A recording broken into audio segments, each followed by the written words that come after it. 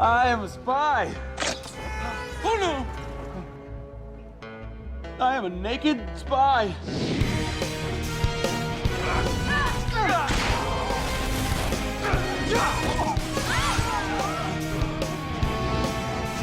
Chuck's a TV show for people who love TV. I mean, it's at its heart, you know, it's got so much in it. It's such a hybrid show.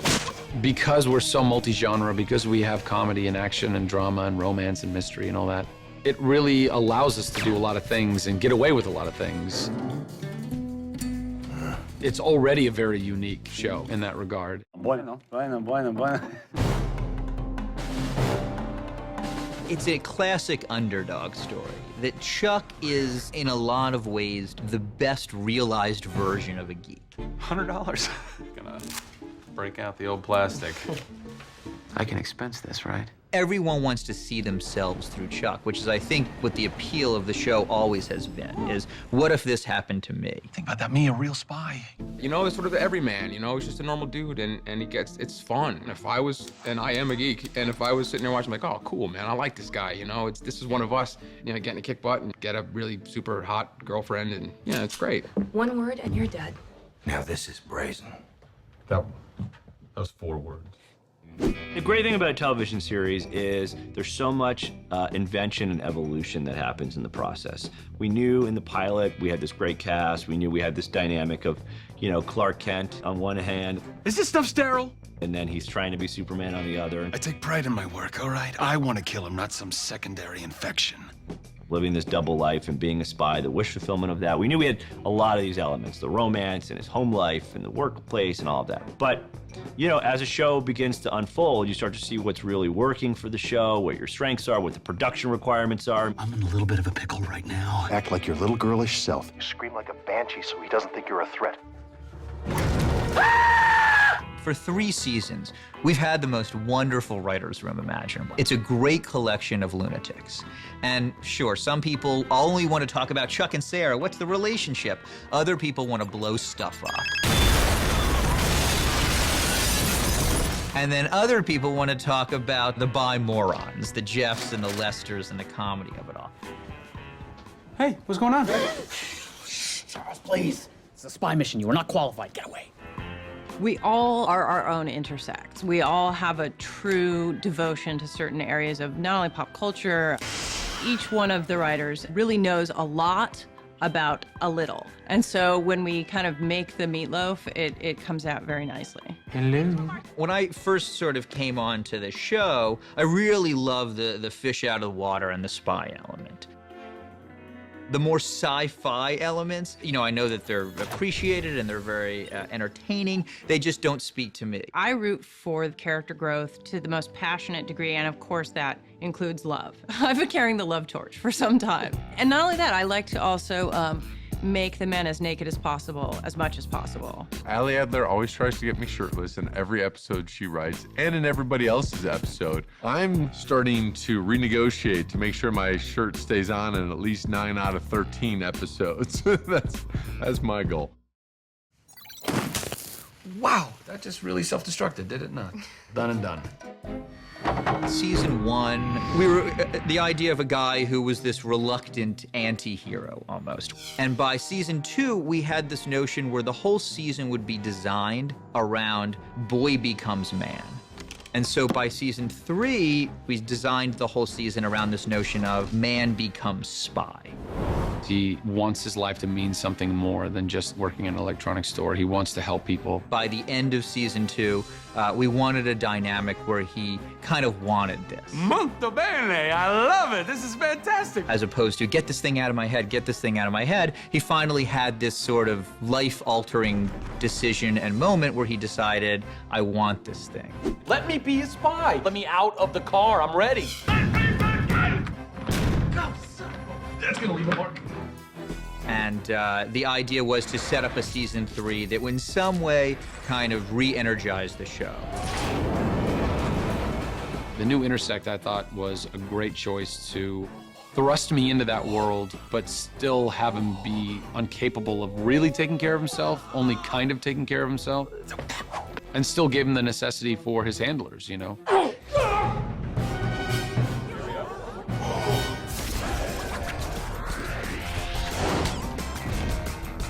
So because he's got these new powers, a lot of people were like, "Oh, that's cool," but also, no, what's happened to the show that I started watching in the first season, which was very unpowered and bumbling Chuck, and he still is bumbling Chuck. Easy, Bartowski. But he's growing. The decision to have Chuck learn Kung Fu was something Chris and I had talked about doing as early as the end of season 1. Chuck, what happened? Something awesome. But that was always something that we really believed would be a really cool game changer for the show. That would be a great cliffhanger, would drive a lot of excitement about the show, would change up the show, but still allow the show to be Chuck.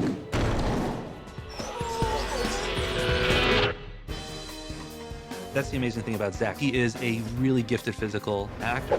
What can I say? I do have my skill sets. We have an incredible stunt coordinator, 2-time Emmy award-winning Mary Yonka, and the two of them have really figured out a way to be innovative in the action, to find cool moves, and we always try to find the Chuck version of an action scene. Okay, now we can talk. For 2 years, I sat on the sidelines and watched Yvonne and Adam have all the fun, kicking all the bad guy butt. So to be able to be a part of that now is a lot of fun. I embrace the challenge and learning fight choreography and then actually shooting the fights, and it's awesome. That was incredible. You were like Bruce Lee, Van Damme, Seagal, all rolled up into one. I've decided that after a lot of skill flashes, Chuck gets a little grin on his face, because every time he gets a skill flash, I think he's like, all right, I get to do some damage. Like, this will be fun. It's been more physically demanding, I suppose, but I love all that. I'm still reasonably young. I mean, I hope. So it's not, I'm not like, oh God, my back today, I can't really, it's good. And we've asked him to play flamenco guitar and ballroom dancing and, speak Korean. And, do gymnastics. I mean, we've really pushed what we've asked of him, and at every level, he's surpassed our expectations. He's got the DNA of an action star, but he can play a nerd, which is great for us. You will work alongside Agent Bartowski to bring down the ring. This is great. Come on, guys, the three of us. The old gang, back together again. Because of the fact that this show isn't just bad guy of the week, it's characters that are evolving. And so one of the fundamental ingredients of that is the Chuck-Sarah relationship. When we first meet Sarah, she's very business. Was that absolutely necessary? Yes, and she has trouble sort of expressing herself, and she's not a normal girl. Let's go. There's some woman, bro. You have no idea.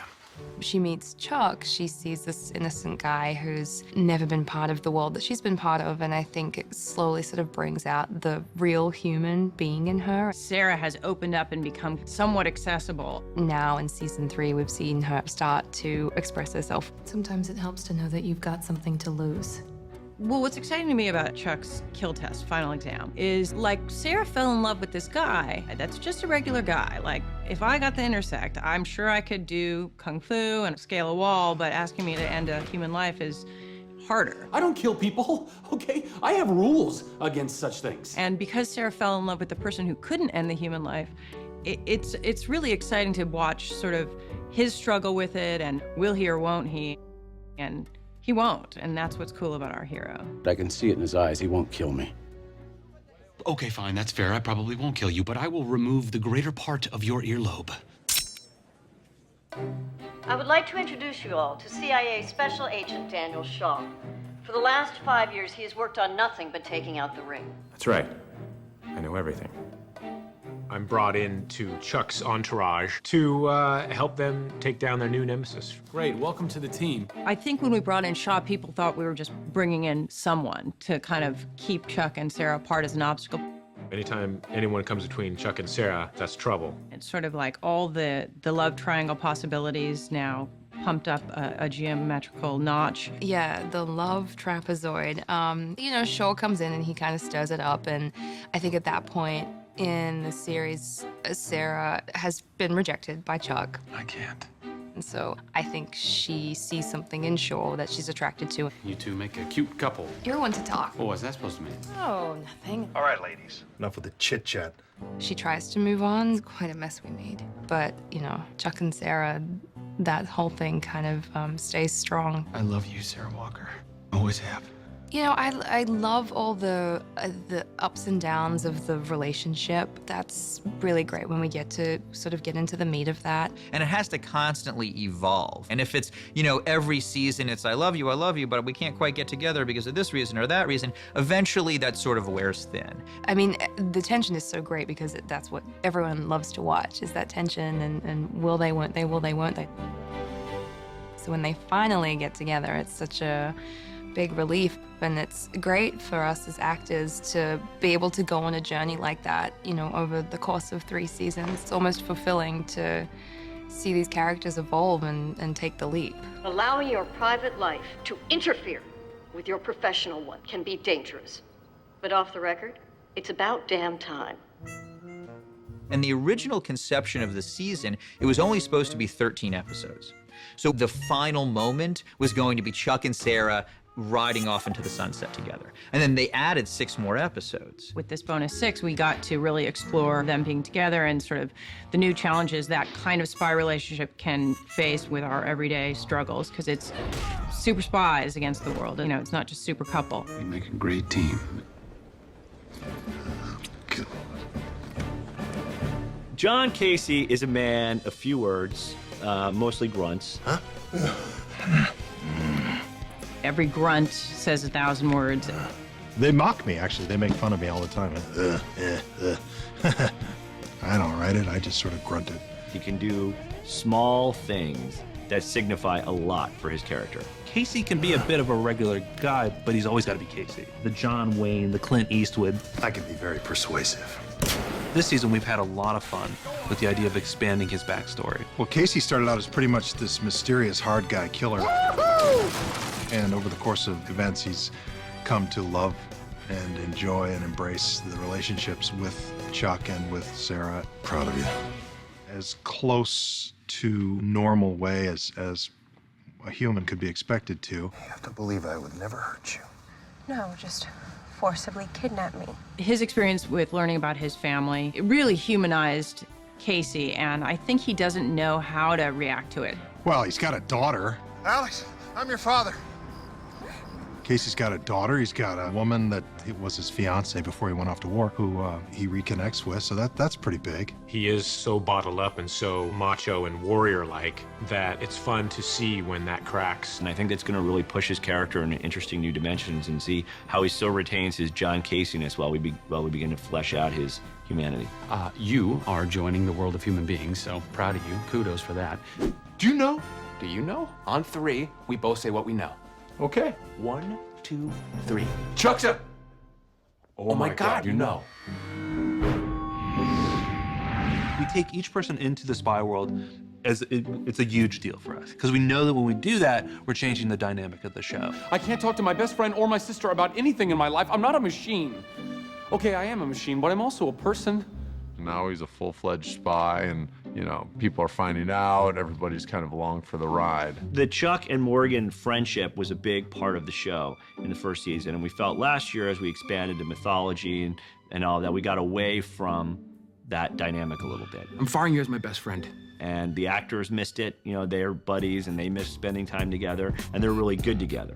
And the only way you're really going to be able to get Chuck and Morgan to share more screen time is if Morgan is part of the Chuck spy world. And I deserve to know I demand to know what the hell's going on with you lately. Well, then Josh Gomez himself was like, what if I was like Alfred to his Batman? Chuck needs an Alfred. If he's Batman, he needs an Alfred. If he's Bond, he needs a Q. He needs that guy he can talk to about his feelings, his girly feelings, as Casey would say. He gets to be part of his best friend's life again. His reaction to Chuck telling him he's a spy isn't that, how could you not tell me?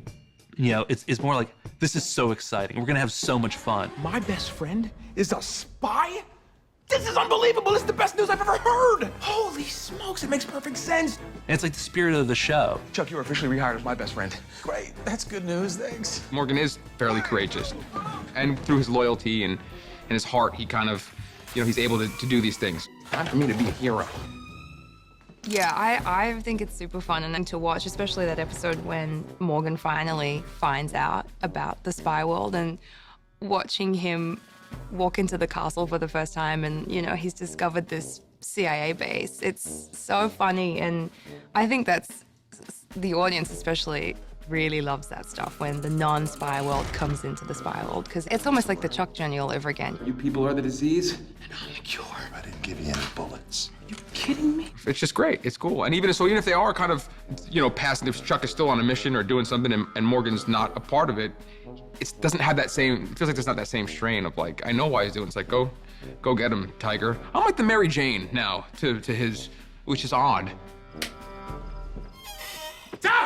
Yeah, when Captain Awesome finds out that Chuck's a spy, he was excited, he was pumped up about it, and the more he saw Chuck as a spy, he wanted in on the action. This is badass. I mean, it gave him a good mirror of how his life was a little boring. You're an adventure sports cardiologist. Whatever, man. I can do that in my sleep. I need some real action, some real adrenaline. He basically got in on some of it and realized he was in over his head.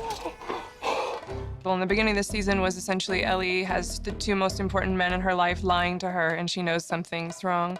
And then that just starts to really weigh on my husband, and he finally is just sick of the lies and just feels like we need to get as far away from Chuck and his hijinks and what's going on as possible. Africa.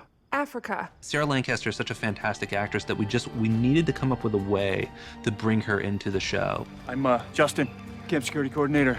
And so we came up with this character, Justin, who's a member of the Ring, and slowly over a period of so many episodes begins to manipulate her. Well, that's the point.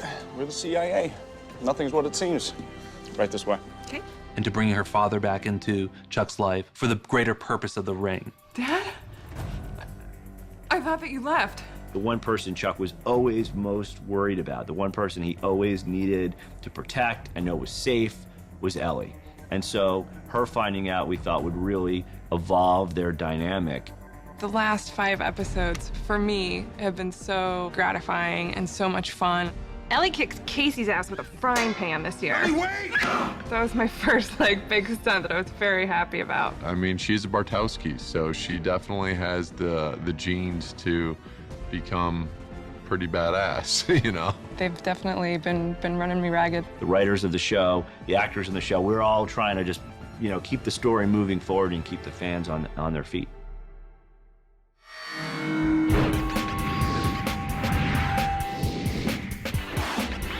The first season that we went to Comic-Con, I was truthfully like, who is going to show up? No one knew what the show was, and we got there and it was packed. We showed them our pilot at Comic-Con and people went crazy. They saw Sarah and Casey in the Buy More. They kind of knew what the show was going to be like. They thought it was fun. It spoke to the geek side of the equation, but also had cool spy-fi action comedy stuff. And there was a standing ovation, and it was crazy because as like a television writer, you're not used to that. We were a little misty-eyed.